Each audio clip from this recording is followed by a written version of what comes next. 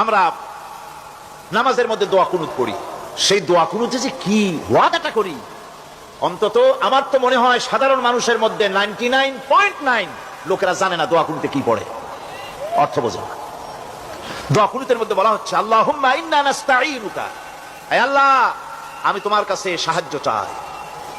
আপনি নামাজের ভিতরে বলতেছেন আপনার কাছে, হে আল্লাহ আপনার কাছে সর্বপ্রকারের সাহায্য আপনার কাছে চাই। নামাজের ভিতরে কিসের মধ্যে বলতেছেন?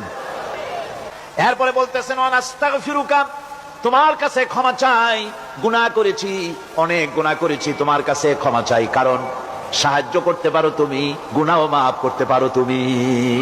গুনাহ মাফ করার ক্ষমতা কি আছে পৃথিবীর কারো? আকাশে জমিনে আল্লাহ ছাড়া মানুষের গুনাহ কেউ মাফ করতে পারে? এরপরে বলতেছি ওয়া নুমিনু বিকা, আয় আল্লাহ আমি তোমার উপর ঈমান এনেছি, পরিপূর্ণভাবে তোমার উপরে ঈমান এনেছি, ওয়া নাতাওয়াক্কালু আলাইক, আর তোমার উপরেই কেবলমাত্র ভরসা করেছি। ঈমান এনেছি তোমার উপরে, ভরসা করছিও তোমার উপরে। এই কথাগুলি যদি আমরা বুঝতাম তাহলে আত্মাটা বড় হয়ে যেত, মাথাটা আল্লাহ ছাড়া কারো সামনে নত হতো না, ঠিক না বেটি? এরপরে বলছি ওয়া নুসনি আলাইকাল খায়র, সর্বপ্রকার কল্যাণের সাথে তোমার প্রশংসা করতেছি, ওয়া নাশকুরুকা, আর তোমার কৃতজ্ঞতা স্বীকার করছি, আমি তোমার শুকর আদায় করি, সর্ব ব্যাপারে তোমার শুকর আদায় করি। আর কি করি? ওয়ালা নাকফুরুকা, আমি কুফরি করি না, অকৃতজ্ঞ নই, আমি তোমার কৃতজ্ঞ বান্দা, আমি অকৃতজ্ঞ নই, একথা আপনি নামাজের মধ্যে বলেন, কিন্তু কৃতজ্ঞতা স্বীকার করেন না। ওয়া নাখলাউ ওয়া নাতরুকু মান ইয়াফজুরুকা, আর আমি ওয়াদা করতেছি এই কথা, তোমার সাথে যারা প্রকাশ্য দুশ্মনী করে, যারা প্রকাশ্য গুনার মধ্যে লিপ্ত আছে আর তোমার সাথে দুশ্মনী করে, ওদের সাথে আমার সমস্ত সম্পর্ককে ছিন্ন করে দিলাম। দেখছেন নামাজে কি কইলেন আপনি?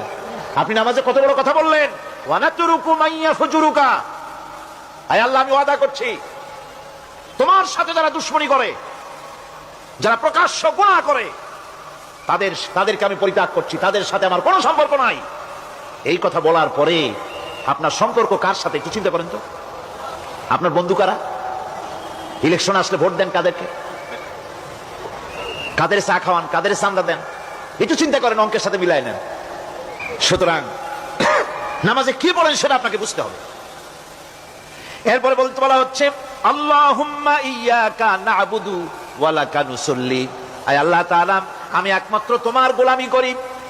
নামাজে বলতেছেন একমাত্র তোমার গোলামি করি, আর নামাজ থেকে বেরিয়ে আসার পর ওজনে দিলেন কম, খাদ্যে দিলেন ভেজাল, মানুষের জমিনে রাইল ঠেললেন, বোনেরে ঠকালেন, মেয়েকে ঠকালেন, মিথ্যে কথা বললেন, আর নামাজে বলে আসছেন আল্লাহ তোমার ইবাদত করি। এই বুঝি তোমার ইবাদতের নমুনা?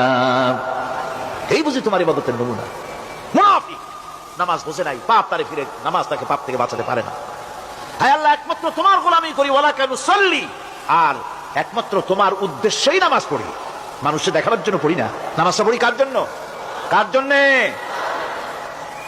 এরপরে বলছি ওয়া নাসজুদু ওয়া ইলাইকা নাসআ, আয় আল্লাহ আমি একমাত্র তোমাকেই সিজদা করি, আমার সমস্ত চেষ্টা সাধনা তোমার জন্য নিবেদিত।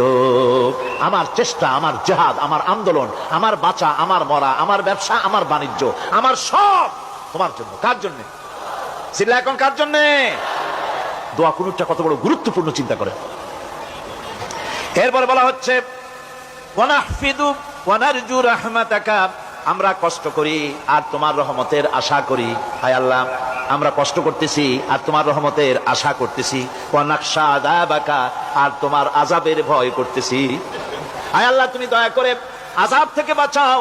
ইন্না আযাবাকা বিল কুফফারি মুলহিক, নিঃসন্দেহে আযাব তো কেবলমাত্র কাফেরদের জন্য, জাহান্নামে নিক্ষিপ্ত হবে কাফেরেরা। হায় আল্লাহ তাআলা আমি তোমার আযাবকে ভয় করতেছি, তোমার জাহান্নামের শাস্তি থেকে আমারে বাঁচাইয়া দাও। জাহান্নামের শাস্তি থেকে যদি বাঁচতে হয় তাহলে দোয়া কুনুতটা বুঝা নামাজটা যদি সেইভাবে আদায় করা যায়, নামাজ কামেল হয়ে যাবে। কোন আলহামদুলিল্লাহ।